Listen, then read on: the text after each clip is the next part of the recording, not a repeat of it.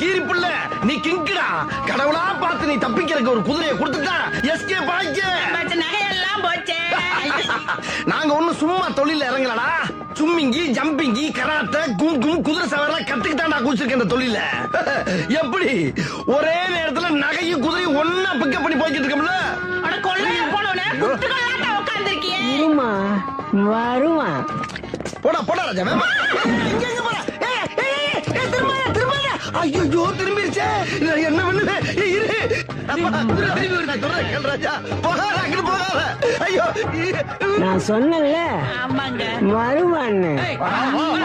ஆஹா, அக்கும் போது 5 பேர் இருந்தாங்க, திரும்பும் போது 1000 பேர் இருக்காங்களே.